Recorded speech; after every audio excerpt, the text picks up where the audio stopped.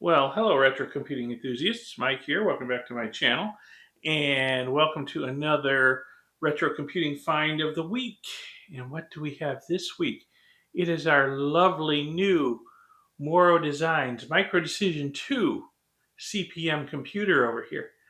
I have wanted one of these for a long time, and this one came up for sale on eBay, and I was watching it.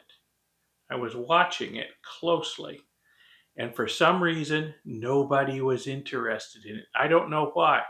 This is a nice computer in very nice condition, and it came with a lot of extras.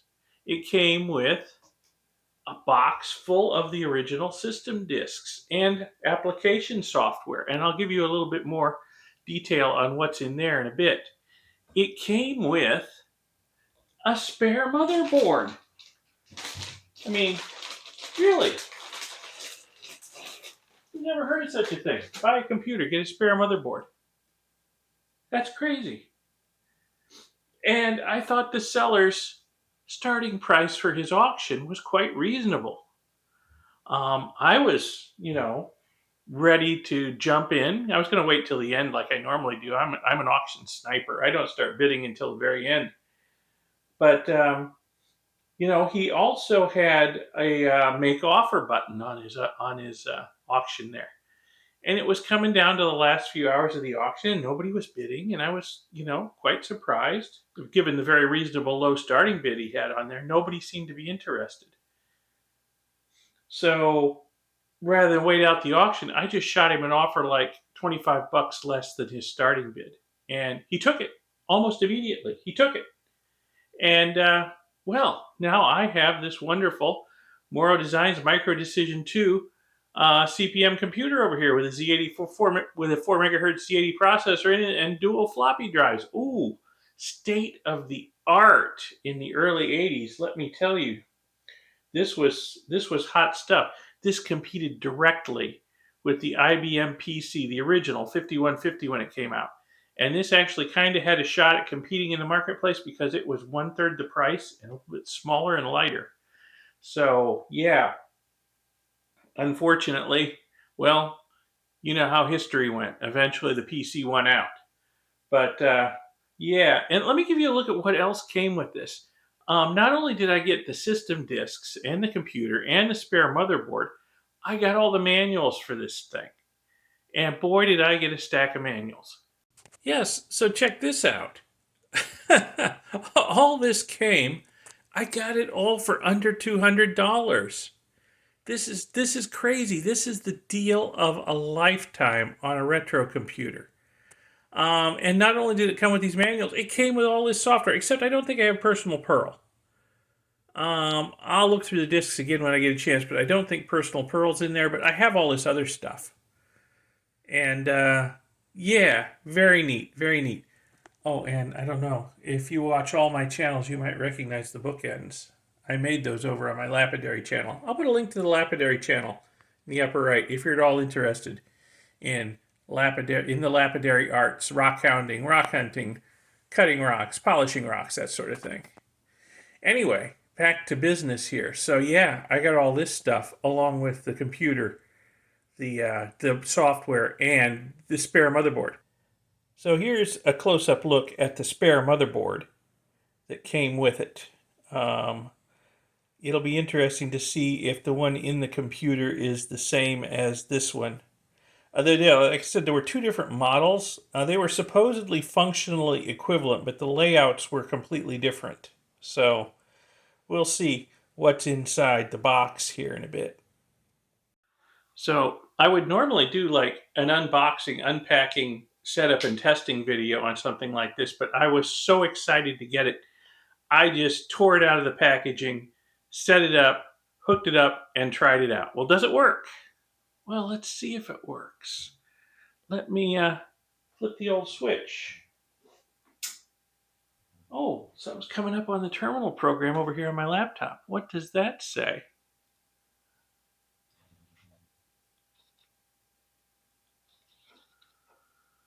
Oh yeah, we're booting up.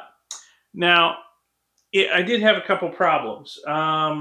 this would normally boot into sort of um, a tutorial or helper program that gives you links to options to run all the other stuff. But for some reason, that program is hosed. It comes up, the screen is all messed up, and basically none of the options work. Um, I don't know. I thought there was a problem with the computer, but I managed to boot into an A prompt off of another disk rather than the main system boot disk. There was another bootable disk in there. Got to the A prompt, and well, CPM works fine. So I just deleted, um, I just deleted the that helper program, and we just boot straight into CPM, and that's fine with me. I don't need any of that funky Morrow helper stuff.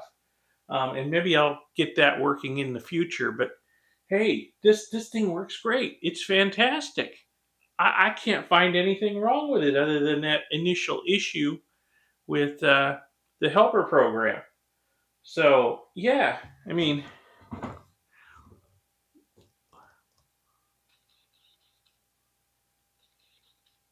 we're running CPM 2.2 over here.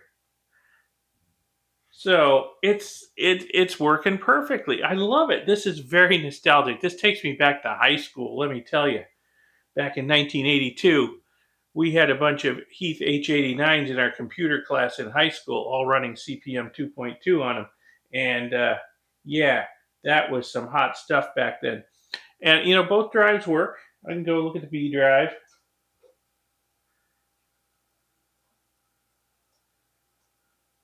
Yeah, got a little bit on there. So I'm very happy with it. I need to, like I said, I just opened it up and threw it up here on top of my Naboo, which was already occupying the table here. So so I've got quite the stack of retro computers here on my table. Um, so yeah, I just threw it up here and started playing around with it. I need to figure out a few things with it. I'm going to take it out, disconnect it, take it outside, out to my outside lab, and I want to take the cover off because there's more room to work out there. And I assume, being so old, it's probably just full of dust. It's probably, I don't know, cobwebs, spider webs, dead bugs, who knows. I'm kind of surprised it just works. I even got my floppy disk cleaner out just in case I needed it, but so far both drives seem to be working flawlessly. I probably should have used it just prophylactically just to make sure, but I didn't. So, but I'm going to do that. I also need to do some other stuff on the inside of it. I need to check some jumper settings and check out some cabling and see exactly how it's set up. I also want to know if um, this motherboard, this Kohonishia, or however you pronounce it, whether, because there were two different designs of motherboards for this computer. I want to know which motherboard is in there, and is it the same as the spare I got? Okay, so I'm going to take it outside and do that, and then we'll bring it back in and we'll fire it up again. Okay, I'm set up in my outside lab. Like I said, I was so excited to get up and running with this thing. I didn't do an unboxing video, and I really haven't done a lot of my due diligence on it that I need to do. So now that I've got it disconnected and outside again, we're going to open it up and we're going to have a look and see what's going on inside. Now, I did get another motherboard with this thing, but I'm not sure it's the same motherboard as what's in it, because there were at least two models of motherboards that went into these. Plus, I need to document the jumper settings on the motherboard for things like the serial ports and stuff, just so I know how things are working. I got the primary serial port working with my terminal, but I need to see how the secondary serial port is set up, because there's multiple ways it could be set up. So I'll get photos of the jumper settings there. But we'll also give you just, a general look around the unit here, outside of my office where there's a little more room to maneuver. It's in remarkably good condition, slightly yellowed as equipment of this era is. I've seen Morrow machines that were a whole lot more yellowed than this, verging on orange. This one really is not that badly yellowed. So of course we got the two disk drives. This is A, this is B. It can have up to 4 drives. Apparently the other 2 drives will daisy chain off of B with a longer cable. I want to know what the cable situation is inside. See if that longer cable is actually present or not. That would be nice. Morrow got their logo there. There's the power switch is down, or that's the reset button's down here. There's also a power on light down there. It's kind of hidden out of view. But so that's all there is to the front of the thing.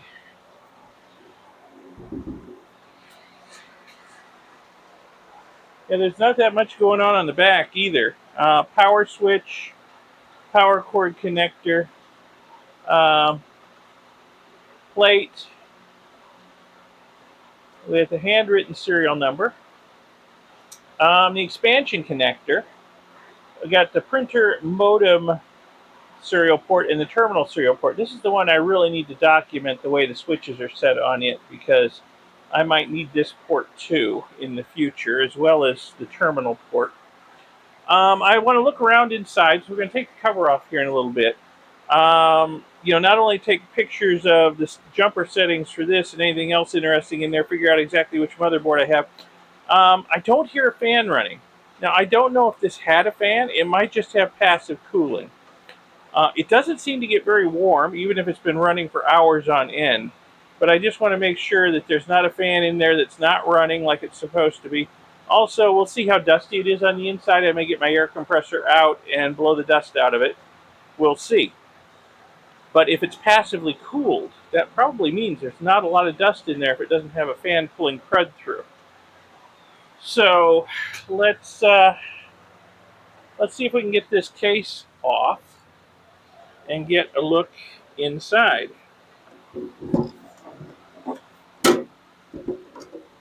I got to be careful here. I don't want to break off the expansion connector, and I don't want to break off the levers for the floppy drives. So I got to be careful when I'm flipping this thing around not to put any pressure on any of those things.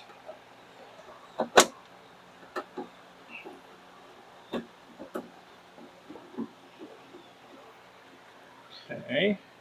There they are. So it looks like there's only 4 screws holding the case on, and it looks like it probably slides back to come off. Never been in one of these before. Yeah, there's some more cooling vents on the bottom. Looks like the power supply in there. Okay. Let's see if I can get this cover off. Oh, it slides forward. Okay. The plastic bezel on the front and everything comes off. It looked like it slid the other way. Okay. All right. So, all right. Well, I can already see a couple of things. First off, it's very clean. I will rearrange the camera so that you can get a better look at what's going on inside, but it's definitely a very clean machine. I don't know. Maybe it's been in storage for 40 years. Who knows? But it's a very clean machine. There's almost no dust in it. Yeah, little bit. Just tiny bit. Probably not even going to worry about it. I can't see right off which motherboard it is because the B drive is in the way. I may probe around in there with a flashlight later and see if I can see a little better. I can also tell that we don't have the long cable for extending to the C and D drives. So I will have to work on finding such a cable. And it's going to be different than what you'd have on like on an IBM PC. There will be no twist in the cable. You set which drive is which with jumpers on it, and then you have to have a terminator on the last drive. And this right here would be the terminator for this drive, and this one over here is the terminator for this drive. They're both on different cables. They're each on their own cable. So they each need to have their own terminator. And I'm not sure why only the B drive can extend out to C and D, but that's the way they designed it. So, okay, so if I want more drives, I need to extend this cable. What I would like to do is extend this out so I can hook up a disk drive emulator to this. And rather than using floppies, use the drive emulator. So I will work on that. Down in here, I don't know if it's showing up. Let me turn it a little bit. It's dark in there too. There are the jumpers for the second serial port. I'll get my phone camera down there and take a picture of that. So, wow, I'm very happy. It's so clean on the inside. A little bummed about not having the longer drive cable, but I'll figure that out. And also, I mean, it looks like the same motherboard superficially that I got with this unit, so it's probably the same one, but I need to see if I can see a little bit better under the B drive there just to make sure it is exactly the same motherboard. But yeah, this is nice. This is nice. Okay, so let me get some close-up photos of the jumper settings over here and see if I can figure out which motherboard this is. Okay, I got some nice close-up photos of the jumpers. I decided to get photos of both serial ports just in case I needed to change the main one for some reason.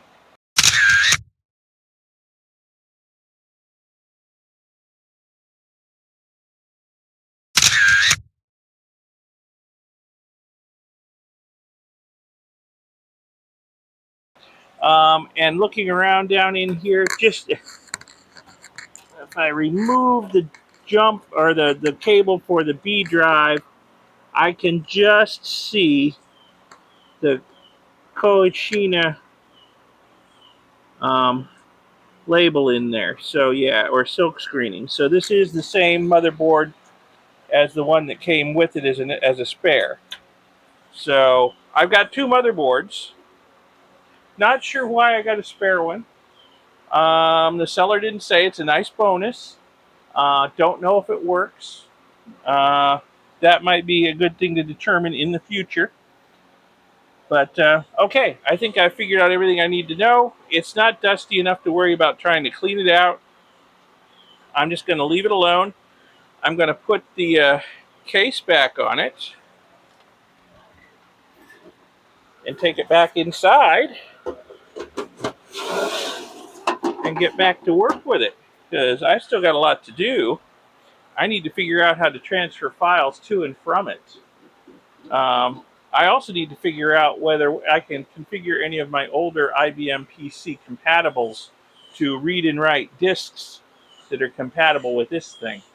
So, yeah, that would be nice to be able to transfer files back and forth that way, or just be able to transfer them over the second serial line, because the first serial line is pretty much tied up with the terminal, or, the disk emulator. So, three different possibilities for getting files in and out of this thing. So I need to explore all that.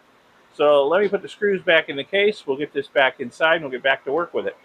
All right, let's see if taking it outside, opening it up and messing around with its innards had any effect. Let's fire it up again. Well, testing memory. Testing memory, that's a good sign. Yeah.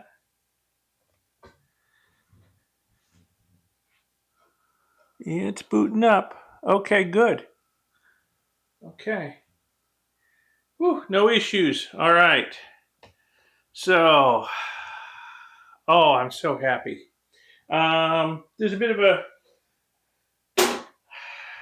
of stuff to do with this though yet. It's a nice standalone computer, but I got to figure out a way to get software in and out of it, data in and out of it. Um, so I'm going to be working on, like I said outside, hooking up disk emulator to it. Number one. Well, probably number one will be actually getting the second serial port working. so that one serial port will be, is dedicated to the terminal here. The other one I can use for transferring software back and forth, maybe with X modem or Kermit or something. Can do that. Disk emulator. Also, I need to see if I can get any of my PC clones to read and write disks in this format. We zoom in on the screen here. Let's see.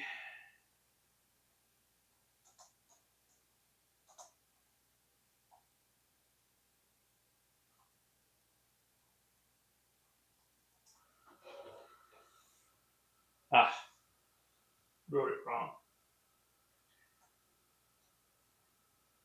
My CPM is slowly coming back to me.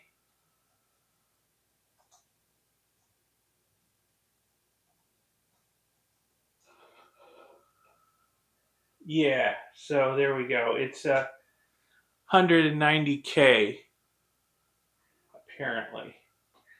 So let's see, 40 sectors. That's pretty normal. So let me see. I'll have to see if I can get the PC to read and write disks in this format. That would be another way to get software back and forth. So anyway, yeah, I couldn't be much more pleased. Um, so the Morrow here is kind of what I was trying to turn the Nabu into with my Nabu standalone project. And I'll put a link to the playlist on that in the upper right. You can check out that playlist on the Nabu computer if you like. I forget how many videos I'm up to on the Nabu. Basically, when I got the Nabu, I just pulled the ROM out and started writing my own firmware for it. And I wanted to get to the point eventually where I could boot CPM on it, standalone. Now, I can hook it up to the new and resuscitated Nabu network that way, and I will keep that option. But I would like to have this be a standalone computer that can boot CPM. So having a standalone computer that does boot CPM is going to give me a big head start, I think, in getting the Nabu working on that. I just need to get some disks in it, but not necessarily floppy disks. I'm thinking like disk emulation. But you know what? That's something for the Nabu playlist.